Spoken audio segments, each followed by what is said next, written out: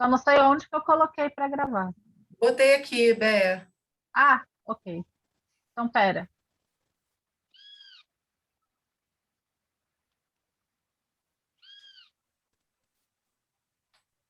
Bom, é isso. Então, estamos gravando, tudo certo?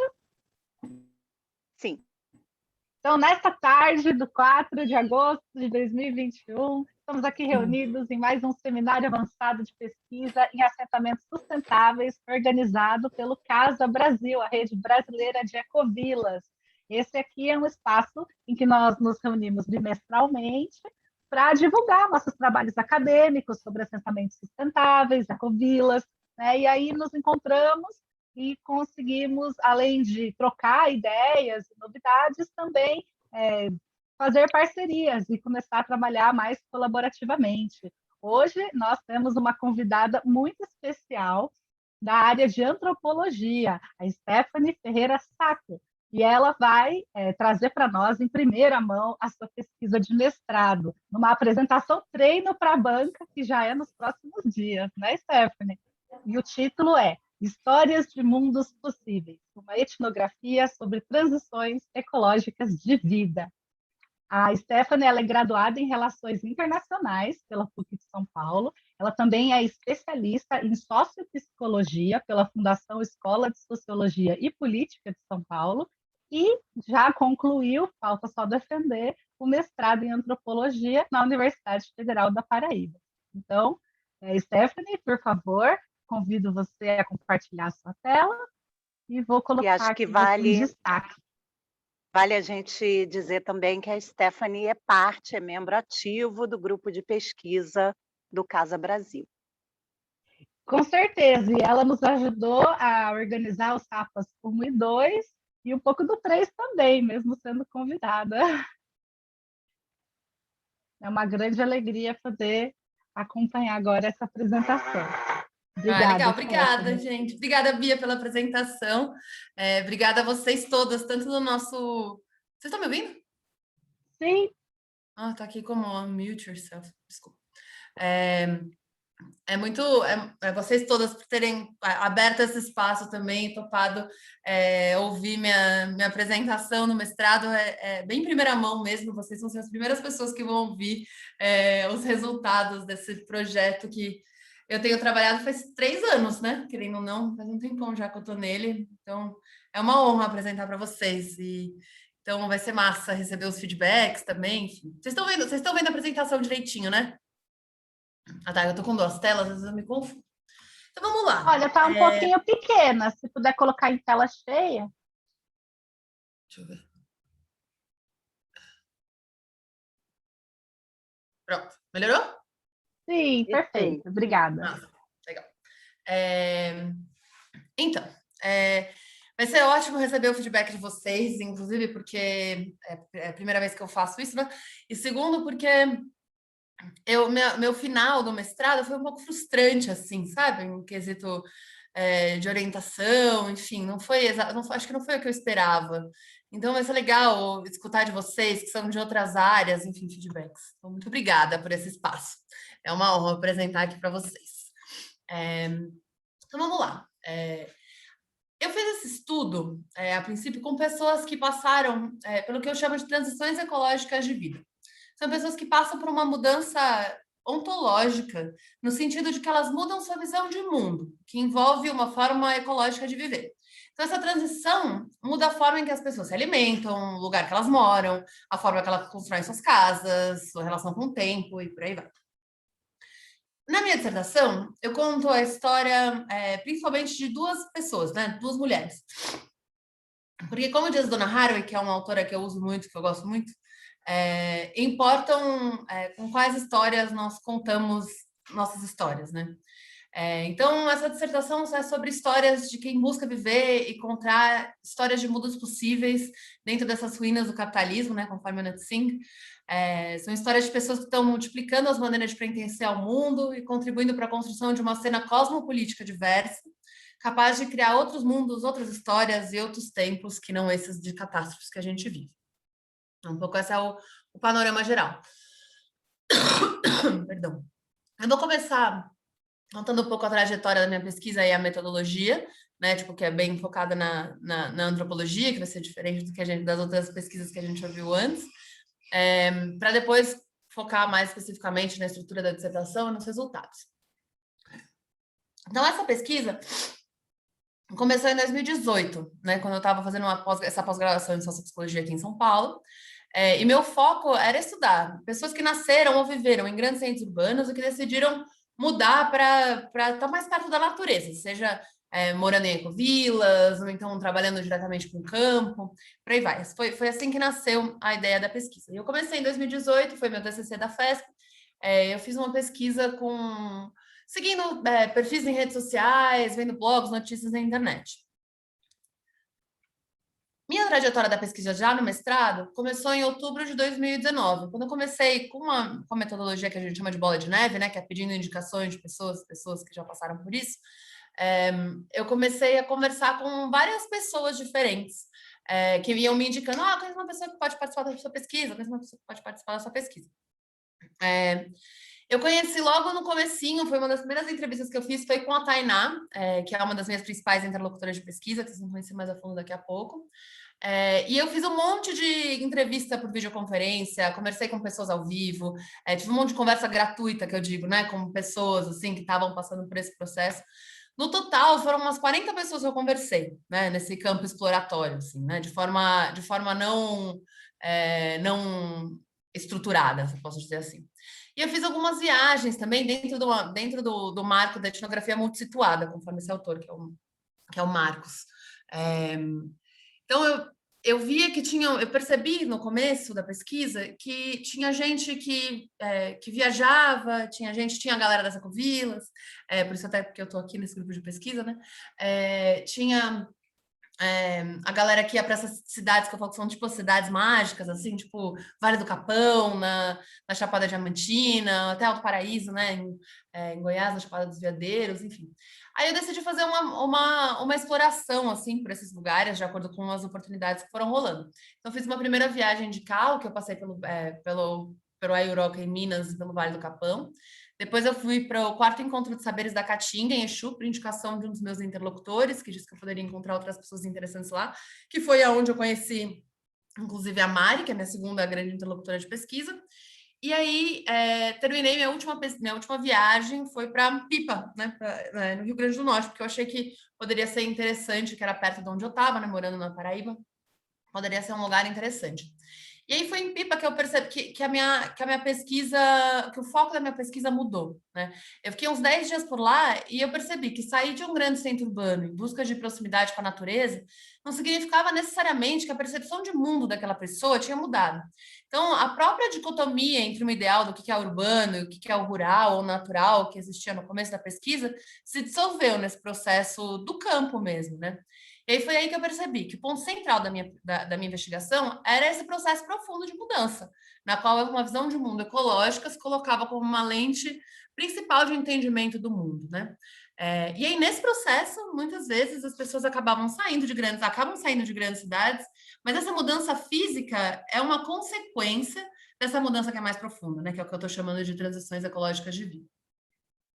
Daí, de março até abril, né, de 2020, foi quando a pandemia chegou, também não deu para ir muito mais além, eu decidi focar, então, na narrativa, em duas histórias de vida, né, em duas narrativas de vida, que eu uso como metodologia Bourdieu e bastante do que uma professora muito querida minha, Sônia Maluf, que estudou Nova Era nos anos 90, aqui no sul do Brasil, que usa também.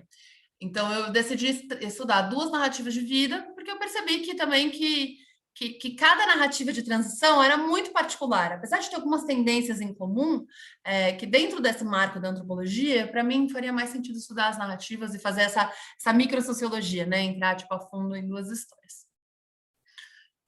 Então, de março a abril, eu fiquei um mês na casa da Mari e do Olivier, que eles moram na zona rural de Jacobina, na Bahia, norte da Chapada Diamantina, eles moram numa comunidade quilombola. Eu fiquei presa em campo na pandemia, então começou em março de 2020, começou a pandemia maluca, então eu fiquei não consegui vir embora, minha passagem foi cancelada, não sabia até quando eu ia ficar lá. Que foi ótimo para a pesquisa no final das contas, e para mim também, porque eles são ótimos, foi uma delícia. Mas, enfim, uma coisa que é interessante nesse processo. E aí, de abril em diante, eu voltei para Paraíba e fui morar no mesmo município que a Tainá mora, né, que é minha segunda interlocutora de pesquisa. Então, mesmo durante a pandemia, né, a partir de um certo momento, a gente começou a se encontrar na praia, enfim, em ambientes abertos. Então, o meu campo na prática foi composto por 3 etapas, né? Teve essa pedaço que eu chamo de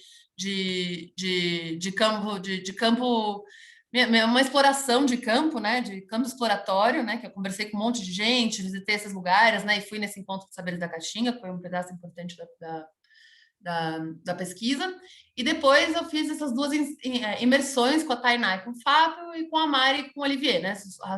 As personagens principais são as mulheres, mas os companheiros estavam aí também como coadjuvante, né? Então é importante colocar o nome deles aqui também. Né? Então, a Tainá foi apresentada por uma amiga do mestrado, e eu fiz encontros sociais com ela entre outubro e dezembro de 2019, fiz uma entrevista com gravadora, assim, foi uma entrevista bem estruturadinha com ela em São Paulo, em dezembro de 2019, que a gente estava as 2 aqui vendo nossas famílias, que a Tainá é de São Paulo, e aí eu fiz alguns encontros sociais com ela até junho de 2020, que entraram para pesquisa, e com a Mari, eu não tive nenhum encontro com um gravador, assim, etnográfico, desse lugar, assim, de entrevista formal, porque a Mari é aquelas pessoas fáceis de conversa, sabe? Ela começa, de repente, quando você viu, ela já contou tudo, a vida inteira dela, de trás para frente para trás, e aí não deu nem tempo de você falar, ai, Mari, deixa eu ligar o gravador aqui. Então, com ela foi praticamente só caderno de campo, assim, no mês que eu passei com ela, eu, antes de dormir, ficava lá, escrevia, psicografava o dia inteiro. Então, são esses meus dados de campo. Uma coisa que é importante dizer também, tipo, que eu acho que é uma coisa bem particular, talvez seja bem particular a antropologia, é que eu gosto desse antropólogo, ele chama Tim Ingold, que ele fala que a antropologia é o estudo dos devires humanos conforme eles se desdobram dentro da trama do mundo. E que ela é uma filosofia feita com as pessoas. E como essa filosofia é feita com as pessoas, acho que esse com é um conectivo que liga 2 partes, né? E uma dessas partes sou eu, com essa identidade de pesquisadora em campo, né? Então tem uma outra antropóloga também que fala que tem um artigo super famoso assim dela que chama Ser Afetado, um negócio assim, o nome dela é Favre de Sade. E ela estudou bruxaria na França, e ela fala que para ela fazer a pesquisa dela, ela precisava ser afetada pela bruxaria, senão nem existia pesquisa, sabe? Então acho que um pouco o que aconteceu comigo nesse processo foi isso. Eu falo que eu entrei na pesquisa de corpo e alma, meio que foi intencional, só que não, sabe? De repente, quando eu vi, eu fui fazer o mestrado em João Pessoa, que já era uma mudança grande, saindo de São Paulo. Aí, quando eu vi, já estava morando em outro lugar. Aí, estava seguindo as terapias que a Mari e a Tainá iam me indicando. Ambas trabalham com saúde integrativa, né? Então, enfim, quando eu vi, já estava imersa, tinha quase virado uma interlocutora de pesquisa. Eu tive até que dar um passo para trás, assim, para olhar e conseguir colocar os limites e me separar disso, né? Porque daí, se vocês quiserem saber mais também, posso falar mais depois. Então, como é que é a estrutura da dissertação, então? Ela tem 3 capítulos. O capítulo 1 é um capítulo mais teórico, assim, que é onde eu justifico um pouco o porquê, qual que é a relevância da pesquisa, né? E eu faço um exercício de classificação do que são essas transições, do que eu chamo de transições ecológicas de vida, e tem um estado da arte que ficou mais ou menos na minha opinião, enfim, eu não vou falar isso na banca, estou falando isso para vocês, sobre os estudos que eu, enfim, sobre tudo que eu li antes, né, que me embasou um pouco para escrever essa dissertação. Daí, no capítulo 2, eu foco na trajetória da Tainá. Tem 3 pontos centrais aí, que a trajetória da Tainá ela não é linear, assim, ela teve muitos perrengues, ela passou por muito perrengue para chegar onde ela está hoje, então um pouco fala um pouco sobre essas, falo que é uma mudança em espiral, né? Que ela está sempre, ela entende que as coisas são impermanentes, enfim. Fala um pouco sobre a perspectiva de espiritualidade e saúde dela. E tem uma coisa tem uma particularidade muito interessante na trajetória dela, é que ela construiu, junto com o Fábio, né, o companheiro dela, uma casa com tenda no meio da mata, em Coqueirinho, que é uma casa que eu frequentei muito, porque casualidades da vida fizeram com que meu melhor amigo alugasse essa casa, né, quando eles mudaram para um sítio. E ela sempre fala que a casa, que o container se construiu da forma que ele quis, né? Tipo, então, essa ideia de dar dignidade ontológica a todos os seres em volta, tipo, na trajetória da Tainá, aparece até na forma em que ela constrói a casa dela. Então, na minha dissertação, o capítulo termina com a história da casa container com uma narrativa ficcional, claro, dele contando a história dele em primeira pessoa, né? Então, porque ele entra como um personagem na história, como a Tainá e como um fado, né? Porque é assim que eles colocam essa casa na narrativa deles. Aí o capítulo 3 é o capítulo sobre a história da Mari, sobre o tempo que eu passei com ela. A Mari, ela é de Curitiba, farmacêutica, logo que ela terminou a faculdade de residência, falou, Deus me livre, não vai dar para ser farmacêutica. Aí ela pegou uma mochila e ficou 8 anos viajando pelo Brasil, América Latina, depois pelo mundo. Conheceu o Olivier, companheiro dela, pegando uma carona de veleiro em Trinidad e Tobago. E aí ela acabou indo para a Europa, ia para Cuba, acabou indo para a Europa com ele. E na volta ela se assentou com ele, decidiram parar de viajar. Eles se assentaram nessa comunidade quilombola, no norte da Chapada Diamantina, porque a Mari tinha comprado um terreno lá por um valor pífio há muito tempo antes, né? Logo no começo da viagem dela, ela nem sabia se ia estar lá. E a história deles eu posso dizer que seria até um pouco radical, né? Olhando pela minha perspectiva, porque eles vivem lá nessa comunidade, que eles são as únicas pessoas de fora, eles não têm energia elétrica, eles escolheram não ter fogão a gás, então eles só cozinham com lenha. Então é uma vida bem diferente do que é a vida da Tainá ou a minha, por exemplo. E ela tem essa busca por autonomia e ela busca viver uma vida que ela fala que é uma vida não pasteurizada, que eu vou falar um pouco mais sobre isso mais para frente. E a Covid chegou no momento que eu estava lá, né? Então, eu trabalho bastante nesse capítulo, a chegada da pandemia. Enfim, eu vou entrar rapidinho, vou falar um pouquinho do capítulo 1, né? Do capítulo mais teórico. Que eu começo trabalhando com a ideia do fim do mundo, né? Ou do fim dos mundos, assim. E eu pego um pouco da ideia da queda do céu do Davi Copenau, né?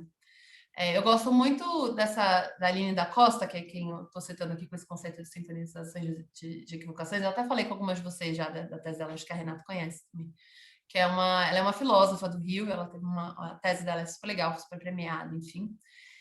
E ela, assim como eu e como minhas interlocutoras, né, acreditamos que a gente pode olhar para outros modos de entender e viver no mundo para fazer com que essa nossa época de catástrofes, né, o antropoceno, o capitaloceno, o plantationceno, ou como é que a gente queira chamar esses cenos, né, que eu vou explicar um pouco mais a seguir, seja o mais breve possível.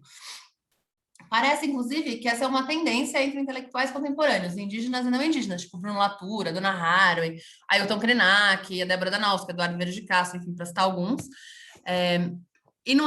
E é isso, né? Essa galera são especialistas em fim de mundo, né? Já que o fim dos mundos deles estão acontecendo desde o século XVI, né? Então tem esse exercício de olhar para essa galera. E aí a Aline da Costa fala que a gente deveria olhar para eles, né, para esses diferentes mundos, para entender como eles lidam com seus fins, por meio desse processo que ela chama de sintonização de equivocações. Então, a equivocação é um conceito do Eduardo Vieira de Castro, que a Aline da Costa explica esse conceito dele como um processo de reconhecer, na relação entre ontologias distintas, possíveis alteridades referenciais camufladas sobre homônimos, bem como o emprego de termos distintos para se referir a um mesmo sentido ou relação. Então, quando o Davi Copenau, né, que é um pensador Yanomami, fala da queda do céu, né, tem esse livro que ele escreveu com esse antropólogo Bruce Albert, que é um livro lindo. Quando ele fala da queda do céu, ele fala que na construção cosmológica dos Yanomami, as estruturas que seguram o céu estão frágeis, né? E se elas caírem, o seu mundo acaba. Ele fala que os xamãs são esses responsáveis por manter essas estruturas em pé. Mas as fumaças de epidemias, a destruição da floresta, matam os xamãs. E sem eles, o céu cai para todo mundo. Óbvio, eu simplifiquei muito, né? Porque a queda do céu é um livrão desse tamanho. quando a gente ouve, né, essa ideia do Davi Copenau, né, sobre a queda do céu, e a gente pensa nesse fim do mundo, na fumaça de epidemia, tem muitos homônimos, né, muitas palavras que parecem muito com a nossa forma de ver o mundo, né, principalmente se a gente fala de epidemia hoje, né. Então, a ideia da sintonização de equivocações seria o processo, então, que a gente passar por esses diferentes entendimentos de mundo, entender como eles se encontram e eles se sintonizam, sem que as suas diferenças sejam deixadas de lado, né? Porque o que a gente entende como epidemia e como a gente vive a Covid hoje não é o que o Davi Copenau fala que são as fumaças de epidemia deles, né? Então, vem de compreensões de mundos diferentes, né? Mas a gente pode sintonizar essas diferenças, esses homônimos, que são o que o Viveiro de Castro chama de equivocações, para entender, para pensar como esses diferentes povos entendem as suas catástrofes e as crises sociais que a gente está vivendo a partir de pontos de vista diferentes, e a gente pensar em possíveis saídas, adiamentos ou formas de habitar essa nova versão do mundo, né? Sem pressupor que a gente entenda essa crise e passe por ela da mesma forma, né? Então, eu acredito que vocês saibam sobre, já tenham trabalhado sobre esses conceitos de antropoceno, capitaloceno, senão eu posso falar mais depois também no debate. Mas, basicamente, o antropoceno é essa ideia de que nasce nos anos 2000, falando, então a gente estaria vivendo uma era geológica onde o homem tem ação geológica, física sobre a Terra. Só que aí muita gente das ciências humanas fala assim, pô, essa ideia de antropoceno não está com nada, porque coloca um péssimo ator no... Opa! Ai, meu Deus, como é que eu volto? Volto. Coloca um péssimo ator no papel principal, né? Porque ele coloca o antropo como uma espécie humana como um todo, enquanto a gente sabe que não são todos os humanos que causaram todas essas mudanças geológicas, né, na Terra. Daí tem muitos nomes alternativos, né? Acho que um que eu uso mais é o Capitaloceno, que quem finca esse nome, né, é um historiador que chama Jason Moore, que ele fala que, na verdade, em vez de pensar em antropoceno, a gente deveria pensar em capitaloceno, porque ele coloca o capitalismo como o momento em que o capitalismo se torna uma ecologia do mundo e não só uma forma de uma forma de se organizar economicamente, né? Que essa nova era geológica acontece. Então, ele coloca para ele o marco histórico do começo do Capitaloceno é o século XVI, né? Que, nesse momento que tem todo o pensamento cartesiano, né? Que separa a mente do corpo, cultura da natureza, grandes navegações, né? A exploração dessa natureza que é considerada barata, que é vista como recurso, né? Por esse homem universalizante, né? O homem com H maiúsculo, branco moderno, né? Europeu, que tem essa obsessão pelo controle de tudo, né? A gente pensa as monoculturas, a cana-de-açúcar aqui, dizimando todo mundo, enfim. Essa história que a gente já sabe, né? E aí, só que chega um momento em que assim, a gente não pode, não dá para pensar mais nesse homem universalizante que controla tudo, né? Embora tenha gente tentando mandar colonizar Marte para ver se a gente foge da Terra que está acabando, né? A intrusão de Gaia, né? Um conceito de uma filósofa belga, Isabel Stengers, que é bem massa também, que a Haraway e o Bruno Latour, eles usam bastante essa ideia. Tipo, a Gaia como o planeta Terra, né? Como entidade viva, tá? Hoje se faz como um agente político, né? Ele se intrometeu na nossa vida. Então, a gente... e a Covid, as recessões, as mudanças climáticas, eu adoro esse meme. Né, estão aí para mostrar que não tem como a gente fugir disso, né? A gente está vivendo essas catástrofes, né? E não tem como, o humano não é o CEO do mundo que vai lá e controla e consegue controlar tudo, por mais que ele ache que consiga, né? Porque tudo isso está acontecendo apesar dos pesares. Ai, perdi o meu cursor aqui. Então, a ideia que eu trabalho, então, é que a gente precisa achar saídas para essa cilada que a gente se meteu, né? E a dona Haraway, ela diz que a gente precisa pensar nessas outras histórias para fazer com que essas eras que a gente vive agora, antropoceno, capitaloceno, plantationoceno, o nome seno que seja, que são essas eras de catástrofe, passem o mais rápido possível, né? Então, se a gente não consegue pensar imaginar outros mundos, outras possibilidades de relações entre os seres que coabitam o planeta, a gente não consegue pensar nas respostas às urgências que emergem a cada dia.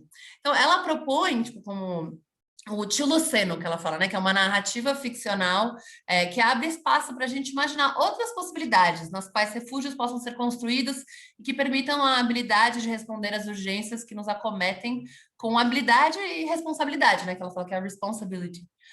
Não de uma forma salvacionista, mas como uma possível continuidade de viver e morrer, com os lutos envolvidos nas perdas e nos tempos dos nossos tempos de urgência, mas com a companhia de outras criaturas não humanas com quem a gente compartilha o espaço, o tempo e a história. Então, nessa narrativa do Tiloceno dela, ela fala que os humanos deveriam ser como humus, né? Humus como esse da terra, que está numa pilha de compostagem, né? Então, a matéria orgânica em compostagem, ela é quente, é composta por muitos seres vivos e não vivos em decomposição. Se ela não está nas suas condições ideais, cria umas larvas, insetos indesejados, né? Fica fedido. Mas se ela é bem feita, após alguns meses de processo, ela se transforma em terra fértil e alimento para outros seres, né? Já no nome, o composto mostra que ele é feito de muitos, né? Então, pensar o humano como humus detona o projeto desse homem com H maiúsculo, autocentrado e CEO, né, do mundo, da destruição do planeta.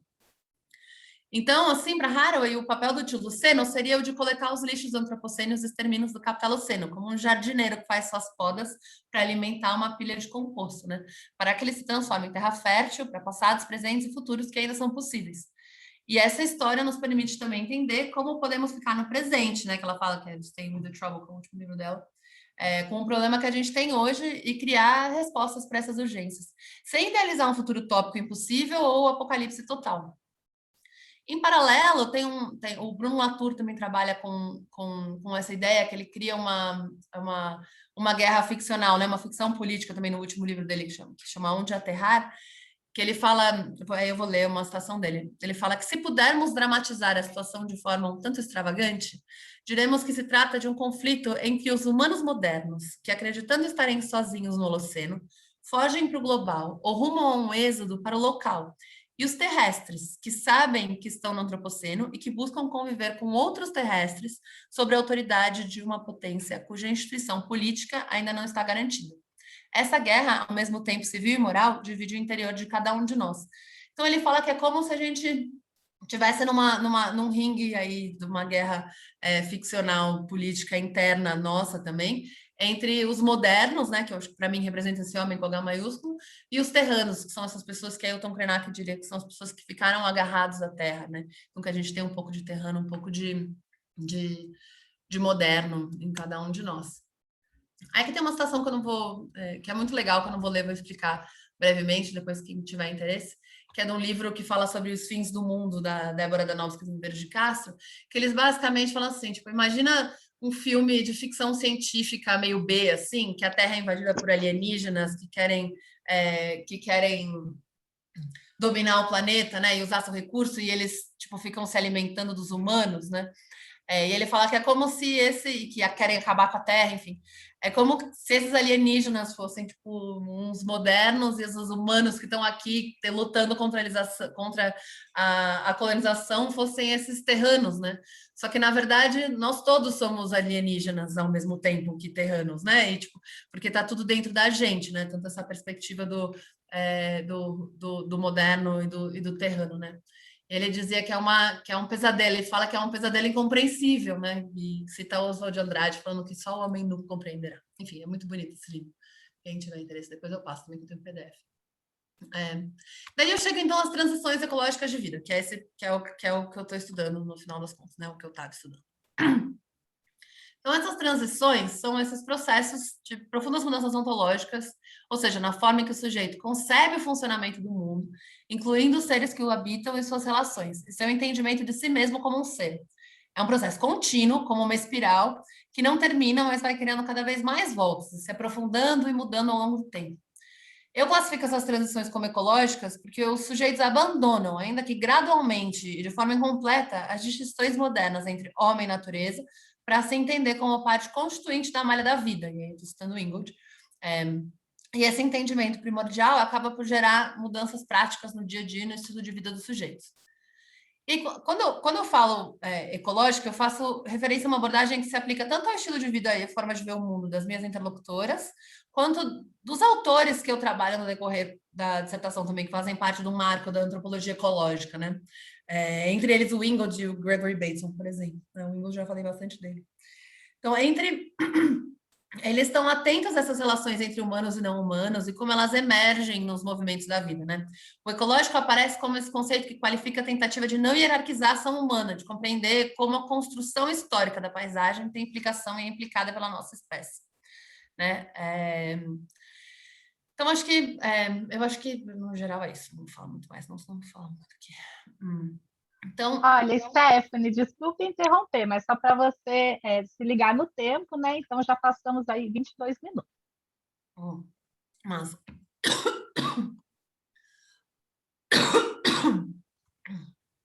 não é isso, né? Depois aí eu entro nas trajetórias da Tainá e da Mari. Então, essa é a Tainá lá na Casa Container, quando eles colocaram o container lá. E aqui é onde a Mari mora. A Mari odeia aparecer em foto, então não coloquei uma foto dela aqui, mas eu coloquei eu apontando onde é a casa dela numa caminhada que a gente fez. Então, aqui eu não vou entrar em detalhes nas transições delas, mas eu vou trazer algumas tendências que eu percebi, tanto nas histórias das duas, quanto nas outras histórias que eu escutei em campo, né? Então, a primeira tendência é a centralidade da espiritualidade, do cuidado da saúde e a preocupação ecológica, né, na vida como um todo. Em todas as narrativas que eu escutei, esses conceitos são muito indissociáveis, né? Então, entre saúde, espiritualidade e ecologia. A dimensão espiritual é central na trajetória da Mari e da Tainá. Então, por caminhos diferentes, ambas buscam inspiração em técnicas, crenças, tradições distintas para formar suas caixas de ferramenta de estudo e aprofundamento espiritual. E essas práticas estão diretamente associadas às práticas de saúde e de cuidado de si. Então, a questão ecológica está associada à espiritualidade e à saúde pela dignidade ontológica que elas dão aos seres, né, nessa transição. Então, e nessa junção entre a espiritualidade, a saúde e a ecologia, né, tem várias dualidades que são colapsadas, né, como a de natureza e cultura, que eu já falei um pouco, corpo e mente, por exemplo. Acho que a segunda tendência é uma aceitação da impermanência das coisas, assim, que eu vi muito em campo, que é uma coisa que me pega muito, assim. Que é, de alguma maneira, elas entendem que a vida acontece nos encontros e abrem espaço para estar sempre vivendo nesse devir. Né? A Tainá e seu companheiro Fábio têm um discurso que busca desfocar a sua atenção da obsessão do planejamento, de ter o controle de tudo. Né?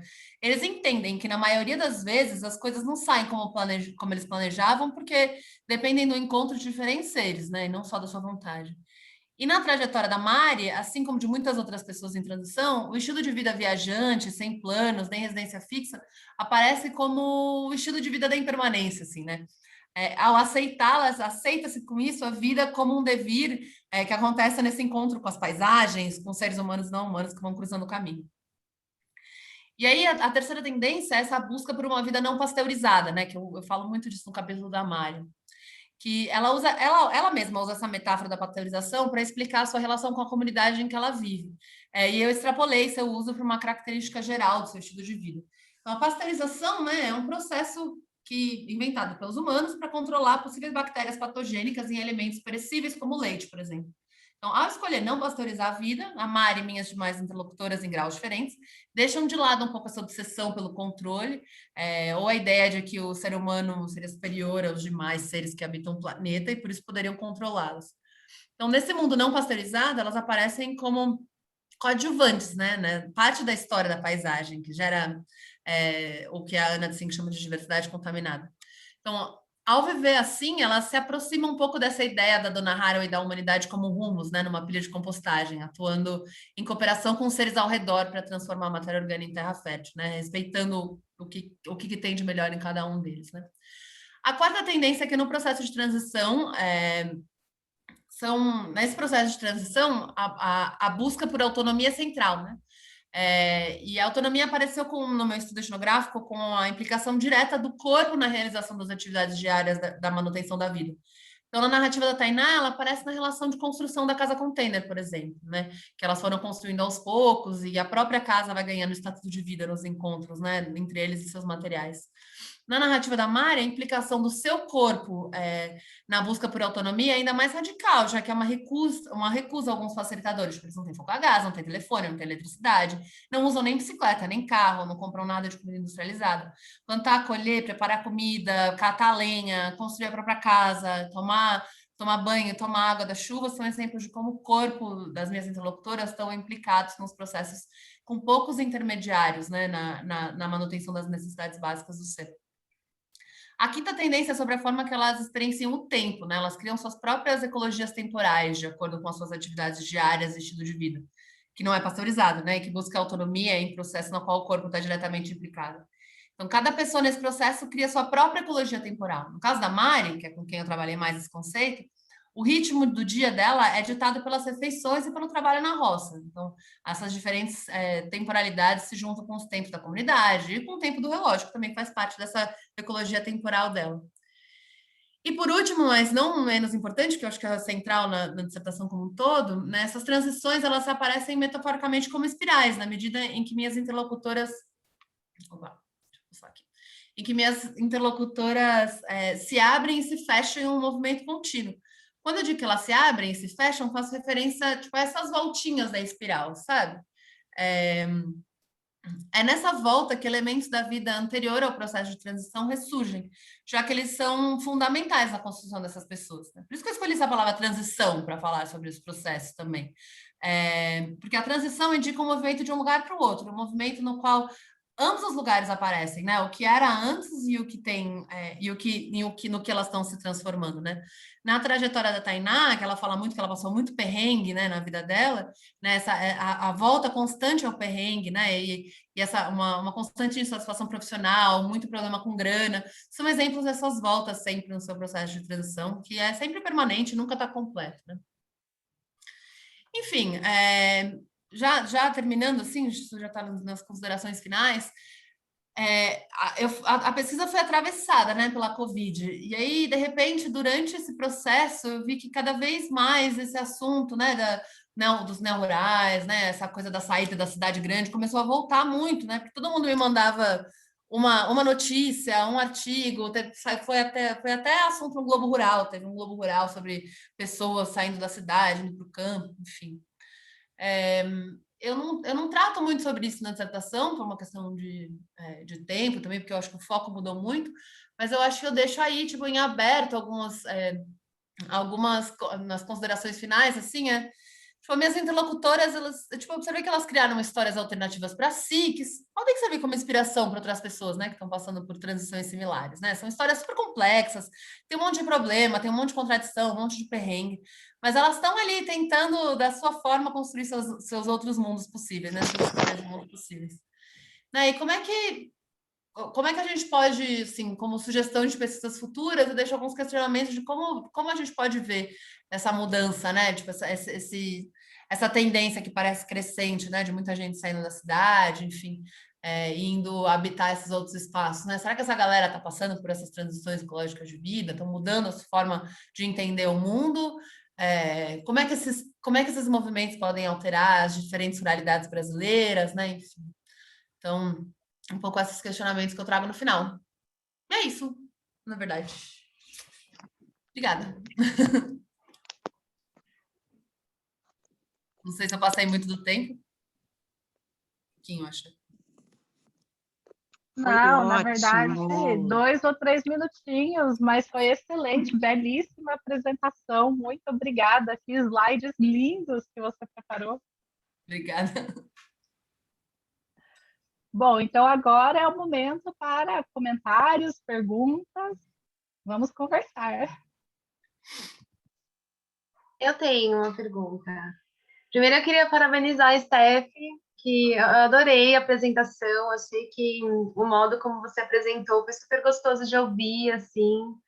E os slides estão bem bonitinhos, estão limpos. Achei muito boa a apresentação. E eu fiquei curiosa para saber mais sobre os percursos da pesquisa, assim, como que essa pesquisa te afetou, como que foi o seu envolvimento. E como que isso é visto? Eu sei que a antropologia ela é um pouco mais aberta para já entende que não existe essa objetividade na pesquisa, né? Mas como que isso foi visto assim dentro do seu departamento, dentro da sua disciplina?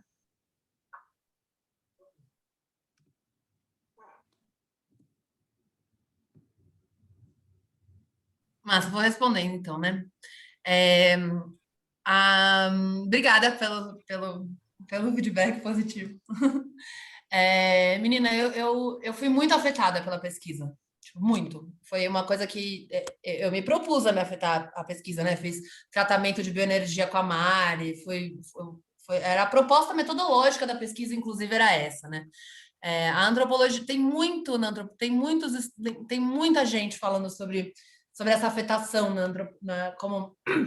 como forma de fazer pesquisa, né? Não existe uma objetividade, uma separação total. Acho que é isso. A antropologia está bem letrada nisso, né? Mas, mesmo assim, eu senti, não dentro do meu departamento, a pesquisa foi sempre muito bem aceita, inclusive os professores tinham muita curiosidade, eu acho que muitos antropólogos queriam passar ou estão passando por transições ecológicas de vida, sabe? Então, acho que todo mundo se, dentro do departamento, a maioria dos professores se conectou muito com a pesquisa desde sempre, assim, então sempre gerou muita curiosidade. Tem uma professora minha que está morando em Cavalcante agora, nas Chapadas dos Veadeiros, né? Então, sempre foi muito bem aceita. Agora, eu senti mais resistência apresentando o projeto em congressos.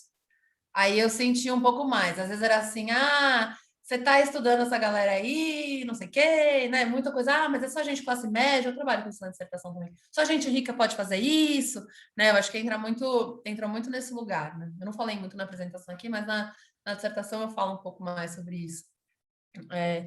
E as formas mas eu fiquei também. Chegou um momento no final que eu já não sabia mais o que era meu, vindo para mim agora, né? Não tanto para pesquisa. Eu já não sabia mais o que era meu, realmente de transformação que eu estava passando, ou se era eu tentando viver as coisas que eu estava descobrindo na pesquisa, sabe? Então, para escrever nesse processo, eu tentei dar um passo para trás, assim. Eu usei muito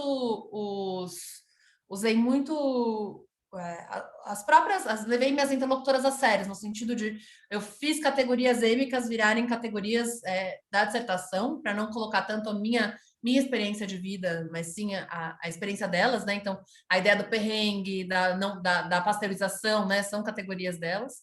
E quando eu fui escrever, eu morei na mesma cidade que a Tainá durante no ano de 2020 inteiro, né? Então, para escrever, eu mudei de cidade. Não só por isso, né? Não foi meu principal motivador, mas isso ajudou bastante também a criar uma distância, porque tanto a Mari quanto a Tainá viraram minhas amigas no final das contas, porque eu passei muito tempo com elas, né? Então, eu tive que colocar um lugar assim desse jeito. Eu só vou considerar como dado de campo nossas interações até junho de 2020, depois eu não considerei mais nada. Claro que tem algum ressou alguma coisa, mas aí eu fui tentando criar essas alternativas, né? Tipo, para trazer. Esse processo, né? Mas eu trabalho muito com reflexividade dentro da dissertação também, né? Porque acho que é uma forma de lidar com ela expor, né? Como foi o processo. Mas é isso. Com certeza eu vou receber muita crítica ainda dentro de uma antropologia mais clássica. Mas essa galera com quem eu trabalho, acho que recebe de uma forma mais leve. Inclusive porque a própria Tainá e a Mari deram muitos feedbacks também no texto. Não muitos feedbacks, mas eu sempre mandava os textos para elas, né? E elas iam lendo, tipo, e nunca elas interferiram no texto, mas eu tentei fazer com que elas participassem do processo também, né? Num processo participativo. Então é isso. Posso perguntar? Levantei a mãozinha aqui. Steph, parabéns pela pesquisa, pela sua apresentação. Acho assim que está muito inspiradora. Enfim, me tocou demais. Assim, eu acho que conecta com questões de pesquisa minhas e questões pessoais também. Então, é algo que mobiliza muito, né? E aí eu fico olhando assim, você falando, e parece assim um processo autobiográfico até, né? Essas linhas elas estão muito permeáveis, né? Do que é pesquisa e assim percebo também as suas colaboradoras dentro da pesquisa, então quase como uma pesquisa coletiva, né? Eu acho que faz muito sentido a gente caminhar nessa direção dentro da academia E eu queria perguntar para você como você vê assim esse movimento de transição ecológica de vida, assim, pessoal, né? Como isso se conecta com as comunidades? Como você vê isso do ponto de vista mais coletivo? Se isso apareceu na sua pesquisa, se você refletiu sobre isso, a própria formação de comunidades, né? As ecovilas, onde elas entram dentro da sua pesquisa? Enfim, comunidades sustentáveis de forma geral, como a gente pensa esse movimento de formação de comunidade, sejam ecovilas ou de comunidades tradicionais, né, como a comunidade quilombola, onde a Marilis, né, vive.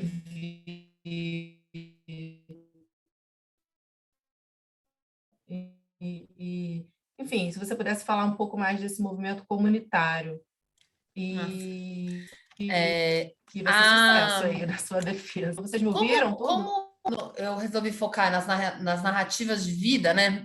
Eu desfoquei um pouco do olhar comunitário, né? Acho que talvez se eu tivesse trabalhado com alguma narrativa de alguém que estivesse morando numa ecovila, que poderia ter acontecido, né? Eu acho que teria aparecido de uma forma mais intensa na pesquisa. Então, no final das contas, eu trabalho muito com as narrativas de vida mesmo, com as histórias de vidas dela. A questão da comunidade aparece mais na história da Mari, por uma questão assim de particularidades dos lugares onde elas estão inseridas. Então, a Tainá mora num município, que é o município do Conde, que é um município meio espalhado, assim. Não é... Hoje ela não mora mais na Casa Container, mas a Casa Container fica, tipo, numa falésia, que é a casa no meio do mato. E hoje ela mora num sítio, que também é um sítio que você tem que pegar uma estrada de terra super, tipo, difícil, assim, para chegar lá, sabe? Então, ela conhece todo mundo no município, que eles moram lá já faz uns 7 anos, ela já trabalhou na prefeitura, enfim, conhece uma galera lá, eles têm uma relação ótima com a comunidade, mas é um esquema tipo aqui, sabe? Eu estou em São Paulo, na casa da minha mãe agora. Mas assim, são vizinhos e tal, não tem essa vida comunitária tão intensa. Já a Mai, ela se enfiou no meio do quilombo, né? Foi uma coisa meio assim, quando a primeira vez que a gente se conheceu e ela me contou, ela falou: ela passou muito pelas chapadas, passou em um monte de ecovila, viveu de luz. A Mari fez tudo isso, né, na trajetória dela. Ela falou: quando eu decidi me assentar, eu queria ter a experiência de morar numa comunidade que sempre foi uma comunidade, né? Ela tinha esse ideal, né, na cabeça dela. E não ir para uma comunidade de pessoas que nunca viveram assim e que querem viver assim. Então, ela queria ter essa experiência, sabe? E aí é muito interessante a relação dela com o espaço, né? Com os vizinhos, com a comunidade que ela mora. Ela tá lá já faz, acho que uns 6, 7 anos que ela tá ali onde ela mora, né? E ela e o Olivier são as únicas pessoas de fora. O Olivier é suíço, a Maia é bem alta, assim, brancona, assim, ela é de Curitiba, né? Bem altona. E ela tinha uns dreads, assim, compridões, até a bunda, quase, que ela raspou o cabelo quando eu tava lá, inclusive, né? Foi uma grande mudança. E o Olivier é suíço e ele mal fala português. Ele tá, tipo, há 8 anos no Brasil, mas ele fala aquelas misturebas de francês com espanhol, assim. Eles são ETs na comunidade, basicamente, né? É isso que acontece. E aí tem metade da comunidade que ama eles. Ama, que vai. Quando começou a pandemia, eles ficaram preocupados. Eles achavam que eu era irmã da Mari, né? Que eu tava lá. Eles levavam um monte de comida. A Mari, ela tem essa coisa da bioenergia, ela aplica reiki, ela faz esses atendimentos, que é um negócio, é uma terapia que, enfim, faz um negócio assim, não vou explicar. Mas ela virou curandeira, tipo, quase, na comunidade, né? Ali. Ela tem um monte de óleo essencial, ela faz um monte de tintura, ela pesquisa muito, ela pira nisso, né? Talvez o fundo farmacêutico dela, né? Então, ela funciona como uma curandeira para a galera, para metade da comunidade. Então, meu filho está com depressão, ela vai lá, faz o floral, dá o floral para ele, né? E entra nesse esquema de trocas e ela vive isso, né? Tem grandes amigos. Mas, ao mesmo tempo, tem um monte de gente que não entende ainda o que eles estão fazendo lá, comendo diferente, falando diferente, agindo diferente. Então, eles sofrem um monte de pequenos furtos, por exemplo. Então, eles têm que ter encadeado em tudo, até no banheiro seco tem encadeado. Tem encadeado na cisterna, porque a gente teve uma vez, quando eles chegaram em casa, alguém tinha aberto e jogado um pedaço de madeira dentro da cisterna, sabe? Para tirar onda.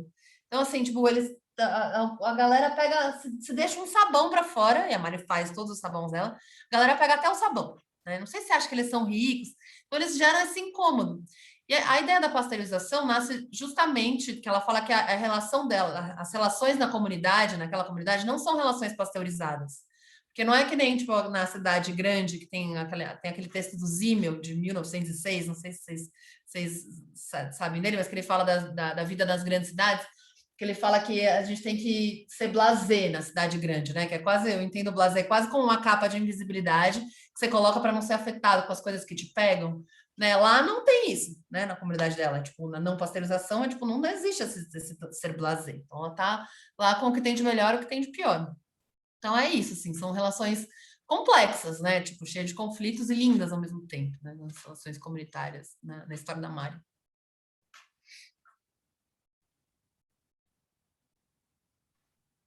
Então, ao mesmo tempo que teve um acolhimento por parte da comunidade, também tem uma certa resistência, até uma recusa, né, àquela presença estranha, né, o que eles estão fazendo ali.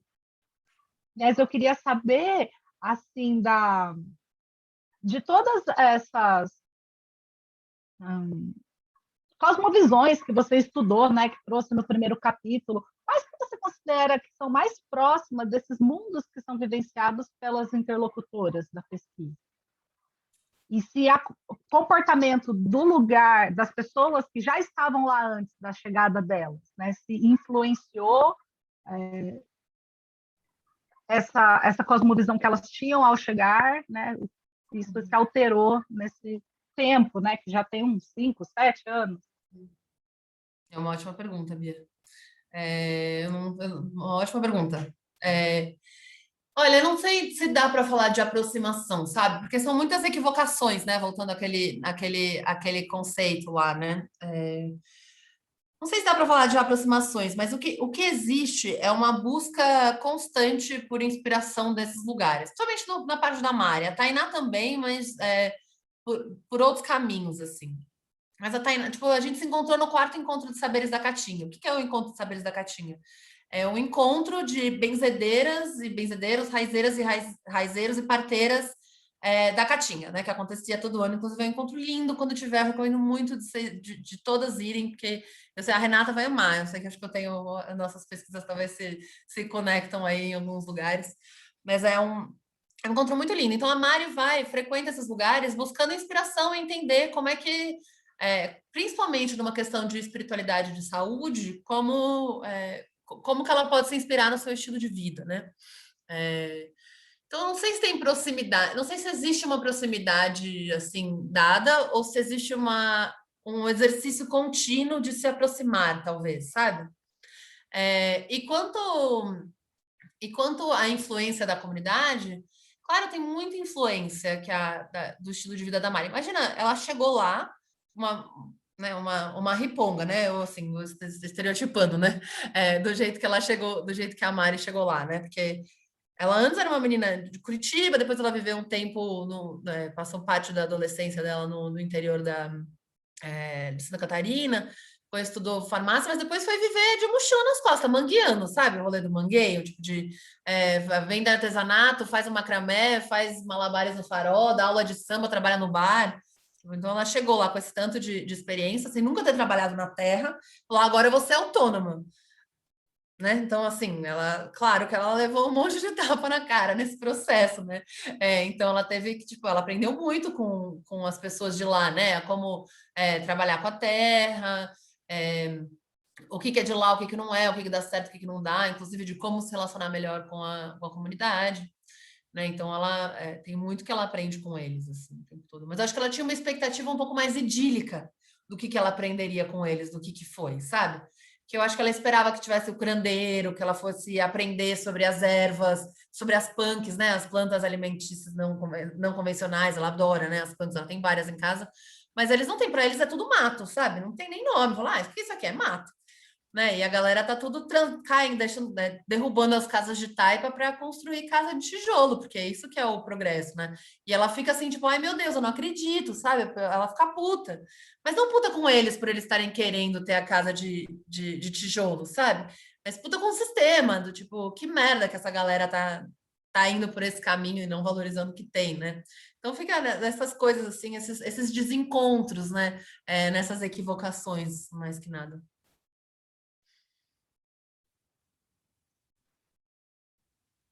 Ah, eu acho que você já deu o gancho para falar um pouco mais da Casa Container, né? Desse outro personagem aí da narrativa. A Casa Container é da Tainá, né? Não da Mari. Mas eu adoro a Anna Tsing, eu já falei dela várias vezes para vocês também, né? Mas é uma antropóloga que eu gosto muito. E tem um artigo dela que ela escreve em primeira pessoa a viagem de um esporo de um cogumelo. Como é que ele vai, sai do cogumelo, né? E ele vira um esporo, e como é que ele vai indo e chegando em algum lugar em primeira pessoa. Quando eu li isso a primeira vez, eu falei, gente, isso é muito legal, eu quero escrever isso, depois escrever alguma coisa assim. E aí, como a Tainá falava sempre do container em primeira pessoa, porque o container se fez como ele quis, o container se fez como ele quis, eu escrevi toda a narrativa que ela e o Fábio me contaram de como foi a construção da casa container, como se fosse o container contando a história dele em primeira pessoa. Eu não sei como isso vai ser lido pela banca, né? É assim, minhas orientadoras acharam divertido. Mas assim, elas também não deram grande pitaco, sabe, na pesquisa. Então, uma coisa meio disruptiva, assim, que eu fiz, mas eu achei divertido. O Fábio e a Tainá amaram a história do container em primeira pessoa, então, para mim, já valeu o exercício. Mas a ideia, né, tipo, teórica por trás disso, na verdade, esse exercício teórico por trás de escrever a história do container em primeira pessoa, é mostrar como as linhas de devir dos materiais, quando elas se encontram, elas ganham vida. Né? Então, foi uma forma de escrever a história do container em primeira pessoa, foi uma forma de dar vida à teoria do Tim Mingle sobre os materiais, né? Sobre a materialidade dos materiais. Então, foi isso que eu tentei fazer, né? E a história do container é que o Fábio e a Tainá estavam morando de aluguel já fazia um tempo, tinham morado, tipo, não sei quantos meses numa barraca, depois foram morar num sítio, morando de aluguel, não sei o quê. Aí a Tainá pegou uma grana emprestada com o irmão dela, comprou um terreninho, que é esse terreno nas falésias, né, que é no meio do mato. E aí eles falaram, vamos ter que mudar o mais rápido possível. O que a gente faz? Eles descobriram que dava para fazer do container uma casa, compraram um container e colocaram um container lá no meio do mato. E começou assim, entendeu? Aí eles moravam lá dentro e aí eles foram transformando o container em casa aos poucos, assim, né? Pintando as paredes, colocaram um telhado, que aí para ficar fresco lá dentro, hoje em dia, lá dentro é bem fresquinho, assim, inclusive faz frio, né? No inverno. Fizeram cisternas, porque não tem água. Depois de um tempo, veio a rede elétrica, então hoje o container tem energia elétrica, já faz um tempo. Né? Mas assim, depois eles fizeram uma sala na frente depois, né? Com os tapumes, as paredes são feitas de tapumes de obra, né? Então todos os materiais lá eram outra coisa antes de virar o que eles são, sabe? Então, tipo, o próprio container era um cargueiro antes de virar uma casa, né? Então, o Fábio, isso é muito do Fábio, assim, ele principalmente ele consegue olhar os materiais como coisas no sentido de Heidegger, assim, sabe? Que ele fala sobre coisas, assim, né? Que ele não é um material, não é um objeto que tem uma função só, né? Ele é um objeto que, se você olha para ele pode ter múltiplas funções. Né? Então, acho que a casa container foi construída assim. Então, por isso que ela ganha vida na hora que esses materiais, que as linhas de devir desses materiais se encontram, faz com que ela tenha vida, né? É isso.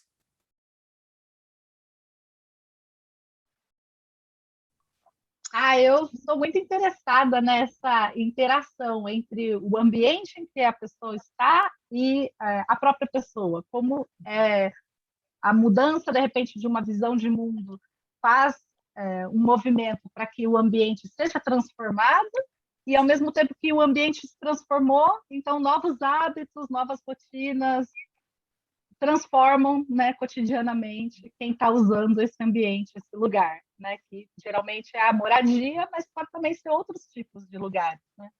Com certeza.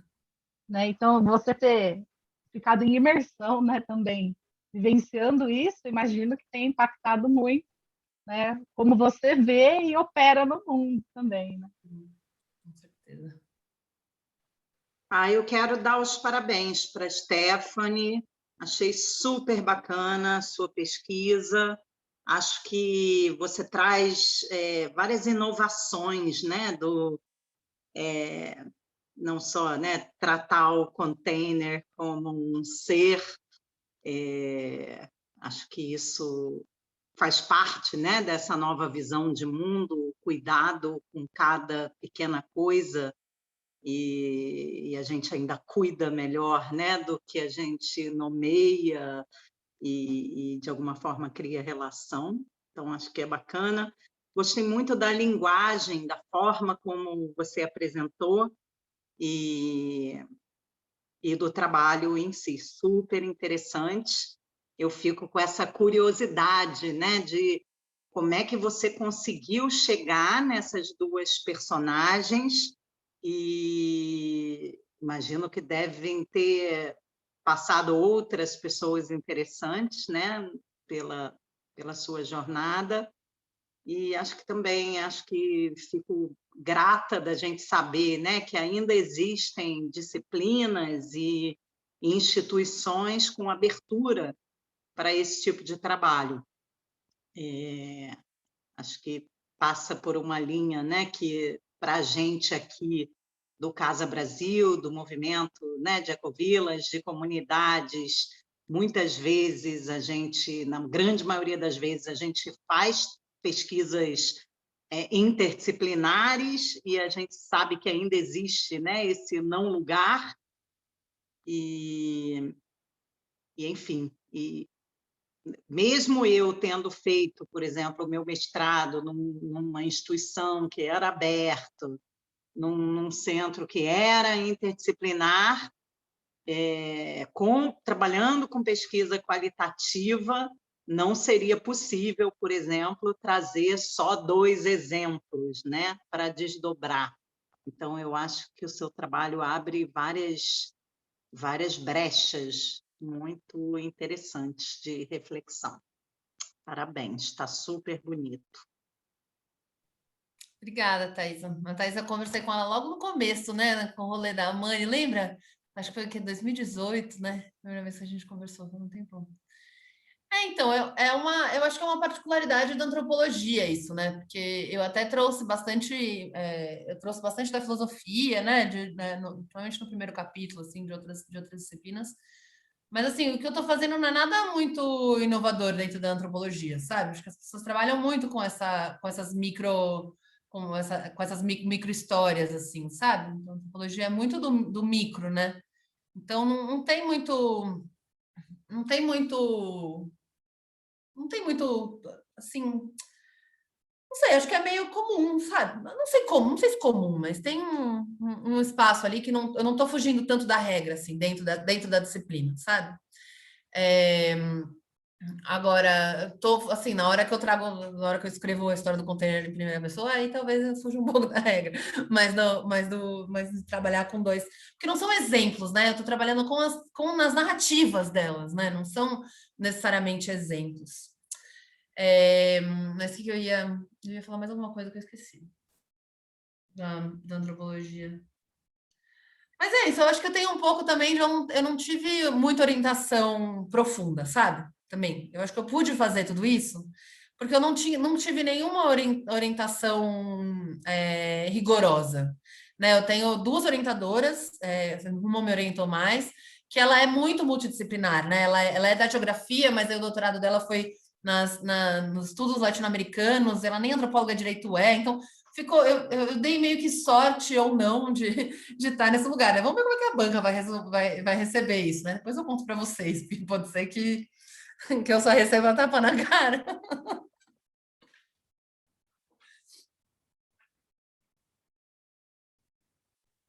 Acho que a gente vai para a Vou passar Bruna. a palavra aqui para a Bruna. Estou buscando ela aqui. Aí.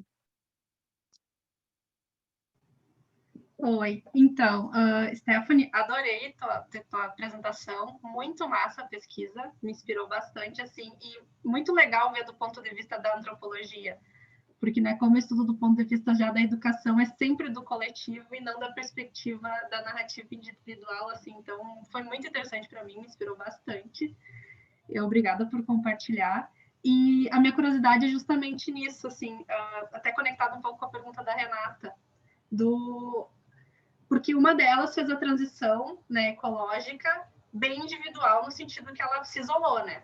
E a outra foi para um coletivo, mas ela foi para uma comunidade já estabelecida, né? Que ela disse que ela não queria uma comunidade criada, ela queria uma comunidade já que fosse estabelecida. Então, minha curiosidade nesse sentido, como que tu vê as transições ecológicas de vida coletivas, a criação de comunidades, assim, se isso, tu vê isso no teu horizonte de próximos passos de pesquisa, ou quais são teus próximos passos, assim, como é que tu vê isso, as transições coletivas? Eu acho que tem. Eu acho que ela, a partir do momento que ela é uma. Que é do jeito que eu entendi ela, que é uma mudança de forma de ver o mundo, eu acho que faz muito sentido esse conceito ser aplicado em mudanças coletivas também, sabe? Foi meio que uma. Foi uma. De certa forma, uma casualidade, né? Volta um pouco a pergunta da Thaisa também, né? De ter sido a Mari e a Tainá que viraram foco, sabe? Porque teve muito. Eu falei com mais de 40 pessoas, então eu poderia ter escolhido outros lugares. Não foi muito uma escolha intencional, assim, foi meio que a Tainá estava muito perto de mim, então era muito era conveniente. E depois eu fiquei fascinada pela Mari, pela história da Mari, porque eu achei uma história tão. Foi a história mais radical que eu ouvi, assim, sabe? Aí eu falei, gente, isso é muito interessante. Então acabou sendo essas duas. E aí, quando eu vi do tipo de trabalho profundo de pesquisa que eu queria fazer, ia ser impossível fazer com mais dentro do processo de mestrado, né? Então, acho que casou de não ter sido dentro do coletivo. Mas eu acho que faz muito sentido aplicar essa mesma ideia, esse mesmo conceito para mudanças coletivas. Inclusive, talvez faça até mais sentido, né? Porque eu acho que essa ideia, né, de a própria ideia de viver em processos mais coletivos muito ecológica, né? Nesse sentido de ecologia que eu estou trazendo aqui. E como próximos passos de pesquisa, eu não sei para onde vai, assim, não sei, eu quero fazer doutorado, não vou aplicar para o doutorado esse ano, vou aplicar só ano que vem, então quero arrumar a dissertação depois da banca, e aí transformar a dissertação em artigos, focar nisso, e aí vou entrar no doutorado provavelmente só ano que vem.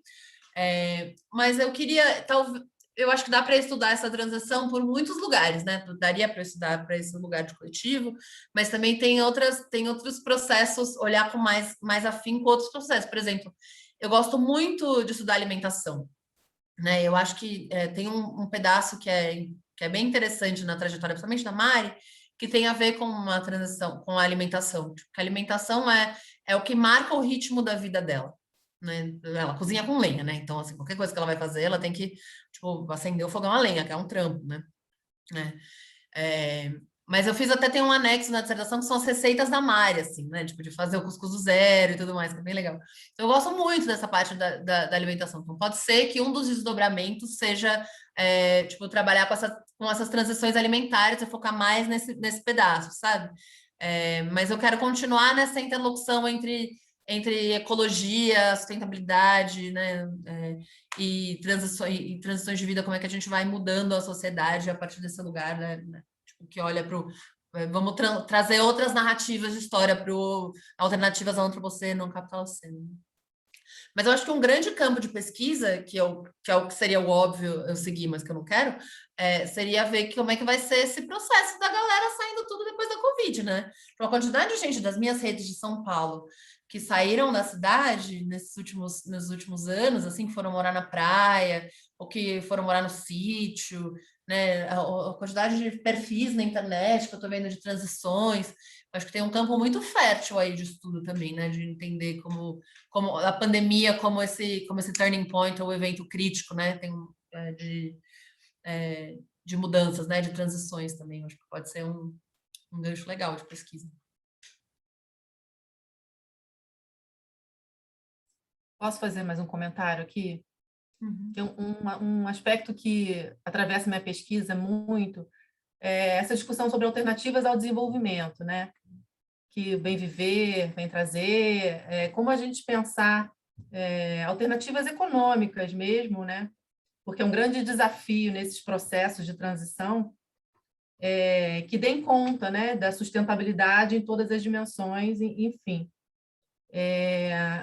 E aí, Steph, eu pergunto se isso aparece, como que é Você falou um pouco, né, já da Mari, dos processos dela, como são os meios de vida delas, e como você vê, assim, pensando em perspectivas futuras de pesquisa, porque quando eu penso muito nas comunidades, nas ecovilas aqui no caso, me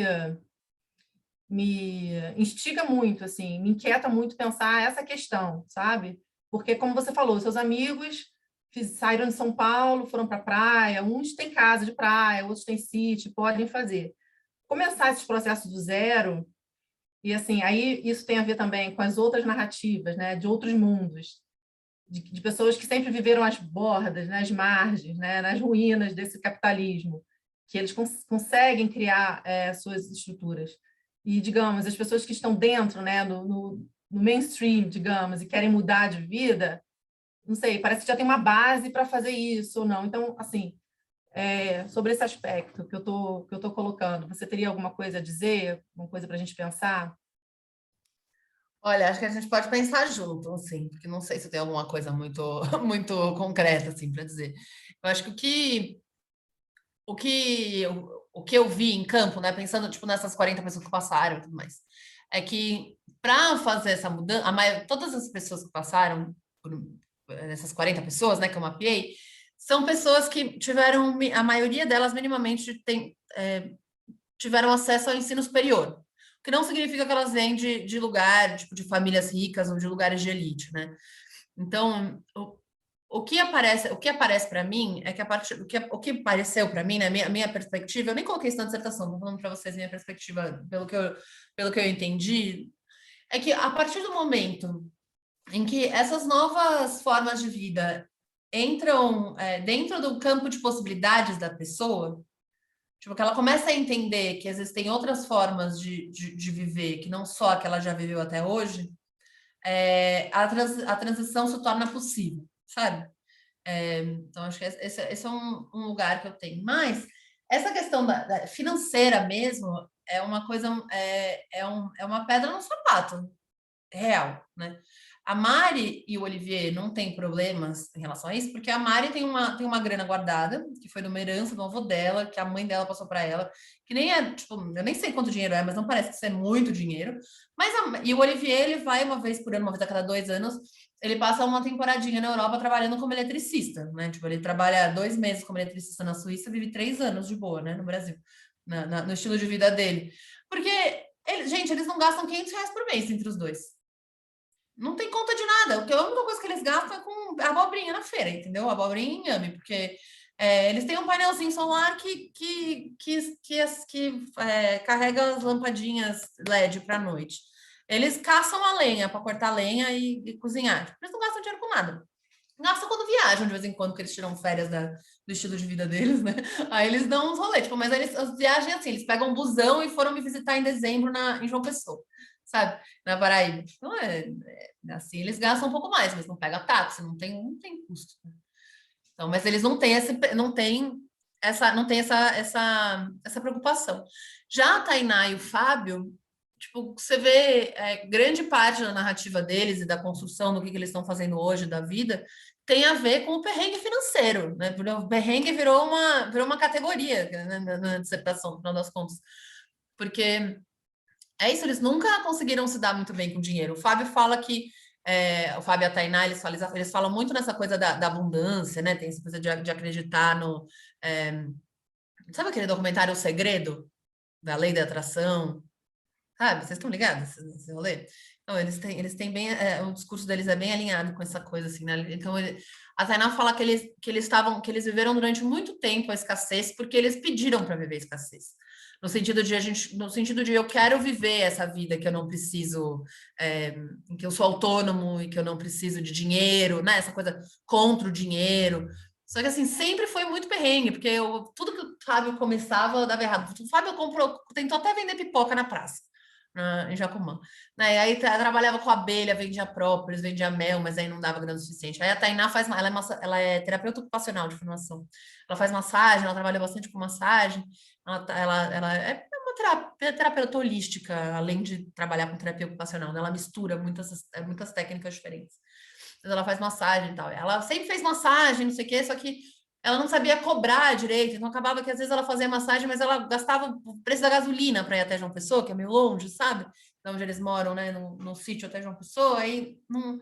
Então, eles sempre estavam afundados na coisa de grana, sabe? Tipo, quando a Mel nasceu, eles têm uma filha de 3 anos, que nasceu no container.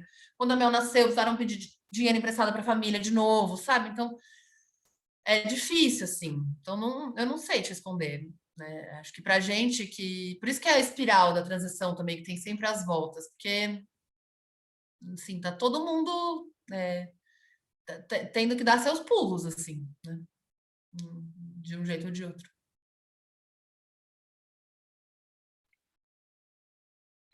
Não estou vendo mãozinhas levantadas para abrir microfones novos, mas fiquem à vontade. Stephanie, tu também disse que na dissertação tu colocou, mas aqui não ia falar tanto, mas eu fiquei curiosa se tu puder falar da questão que tu falou do pessoal ter essa crítica da questão classe média ou não. Tu até falou agora um pouquinho, mas assim, o que tu escreveu, assim? Eu escrevi isso, assim, o que eu coloquei é que foi isso que eu falei agora, né? De que apesar das pessoas terem... É difícil... Eu não quis entrar nesse lugar do que é classe média, o que não é, porque eu não sei também classificar isso. Eu falei, não vou entrar nesse buraco para entender isso tudo, para escrever 2 parágrafos da dissertação, sabe? Então, o que me orientaram foi de eu falar dessa questão do acesso ao estudo, né? Então, eu coloco que eu acho que foi quase 70% dessas 40 pessoas que eu conversei, tipo, fizeram pelo menos o ensino superior, ou tiveram um superior incompleto, sabe? Não terminaram a faculdade, mas tiveram acesso aí para a universidade, né? E aí a grande maioria das pessoas são brancas, que eu conversei, tipo, sei lá, tem umas 2 pessoas, tipo, negras que passaram pela pesquisa. E é isso, mas é que é muito amplo, né? Dessas 40 pessoas, eu escolhi também não falar tanto delas na dissertação, eu uso como se fosse um campo exploratório para chegar nessas narrativas, porque são muitas trajetórias distintas, né? Então, tipo, os viajantes, por exemplo, que eu acho que a Mari, né, passou bastante tempo viajando, mas eu acho que tem muita gente que continua vivendo nesse estilo de vida viajante, né, que passou pela pesquisa, que eu considero que passa por esses processos de transições ecológicas de vida, né? Quando você está tem uma dessas pessoas, vou dar como exemplo, ele é palhaço e vive numa Kombi, né, uma Kombi velha caindo aos pedaços, né, e vive no mangueio, assim, tipo, ele faz uns brinquedos, uns traca-tracas de madeira para vender, se apresenta se apresenta nos vilarejos que chega, sabe? Faz troca de brinquedo por gasolina no posto e a família dele, ele vem de uma família super simples do interior do Goiás, sabe? Ele fez faculdade, cursou até metade de uma faculdade e desencanou e foi viver essa vida, entendeu? Vai se virando, sabe? Não é uma pessoa que vem de uma situação de elite. Embora tenha muita gente que tinha passado para pesquisa que vem de famílias riquíssimas de São Paulo, que é outro esquema, né? Que foi morar numa casa feita de bioconstrução na Serra da Mantiqueira, impecável, sabe? Então, assim, são transições também, sabe? Mas vêm de lugares diferentes, né? Mas é isso, a partir do momento em que a possibilidade entra dentro desse campo, né? Que é o campo de possibilidades, é um conceito de um antropólogo chamado Gilberto Velho, que trabalha na antropologia urbana. Ele fala dessa noção de projeto individual, do campo de possibilidades, né? Então, eu acredito que uma vez que entra no campo de possibilidades, é possível para todo mundo.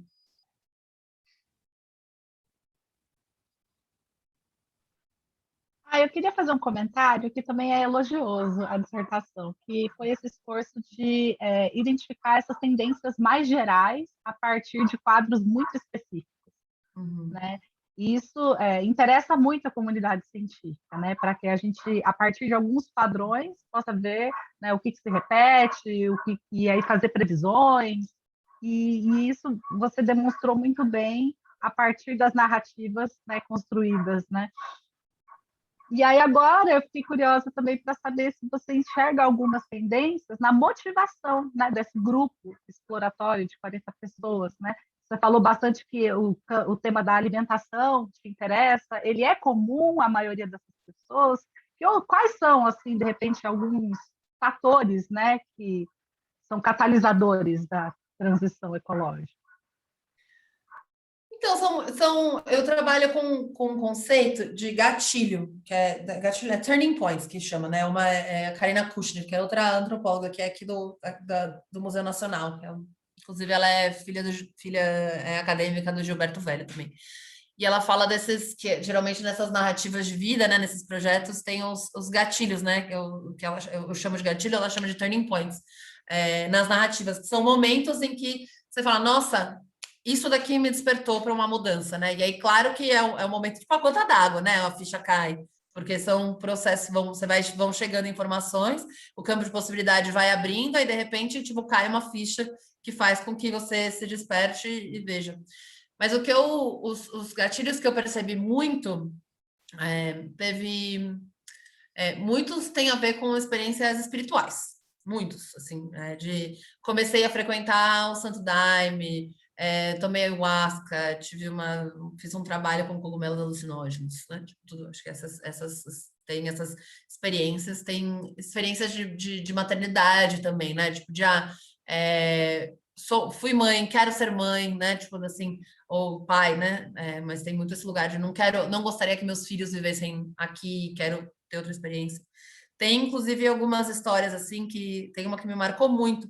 Em 2013, que teve um acidente na Avenida Paulista, que um ciclista foi atropelado e uma motorista, tipo, amputou o braço do cara, pegou o braço do cara e jogou num córrego.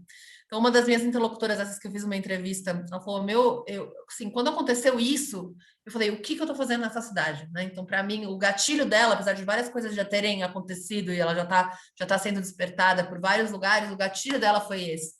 Né? Não faz sentido eu estar num lugar onde uma coisa assim aconteça, né?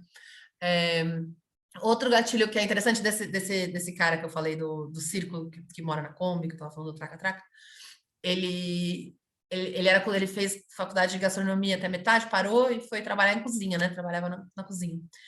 E aí ele fala que ele começou a fazer um curso de teatro enquanto ele trabalhava como cozinheiro, e no curso de teatro ele aprendeu o conceito de mais-valia do Marx.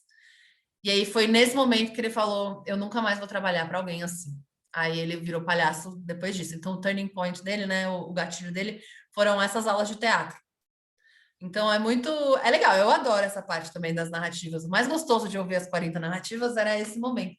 E aí eu ouvi tantas narrativas, porque qualquer momento, eu vivi tanto essa pesquisa, né?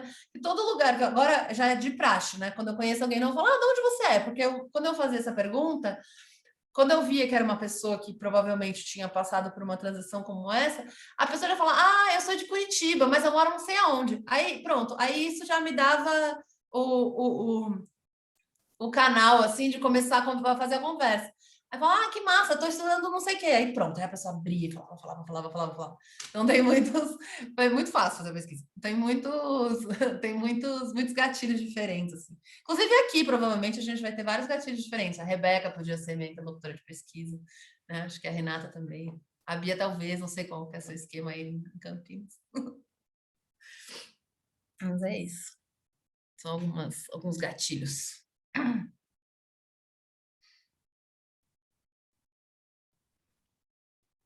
Poxa, obrigada, esclareceu bastante, adorei essa palavra, vou procurar os turning points. Depois eu te passo o texto, me lembro, eu te passo o texto. Maravilha. Até eu queria colocar como uma sugestão para alguns slides, né, que você cita, você domina muito bem, né, os autores que você utilizou, e aí a gente às vezes não consegue captar certinho que nome que é, ou o nome da obra, então em alguns slides Colocar, né? poderia até colocar pequenininho Mas, para ajudar quem está acompanhando, né, a fala. legal. Nossa, vou pôr. O Tim Ingold, você falou várias vezes, mas ele não apareceu no de reflexividade, e foi falado bastante lá, junto com aquela da França também, que estudou a bruxaria. Vou pôr lá, mas é a favoritada, depois eu te mando também. É interessante, nossa.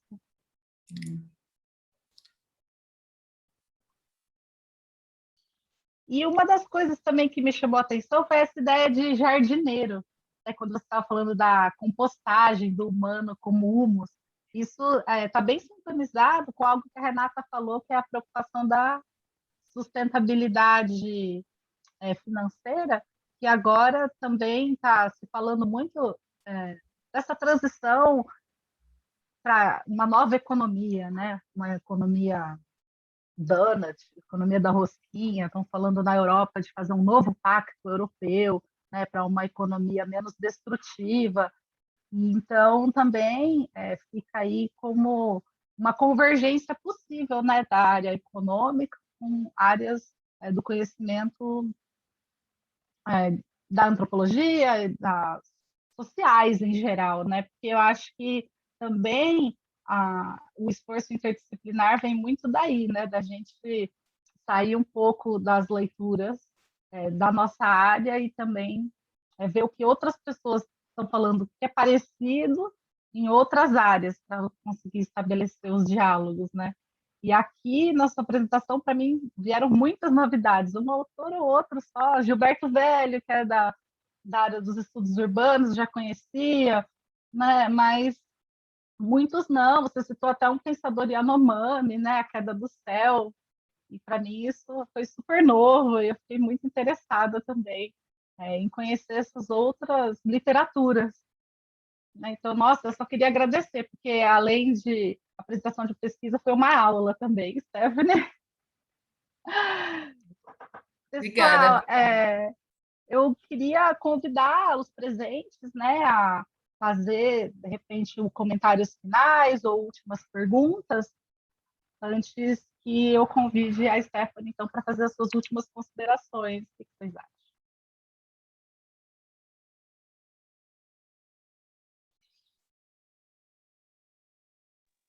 Eu, pessoalmente, estou satisfeita com a conversa até aqui, não teria nenhuma consideração a mais. Não sei se Stephanie ainda tem algo, ou os que não tiveram oportunidade de perguntar.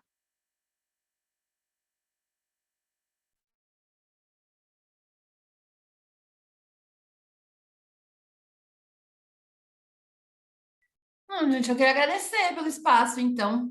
Obrigada pelos comentários, pela discussão. É sempre legal discutir com mulheres tão bacanas, que nem vocês.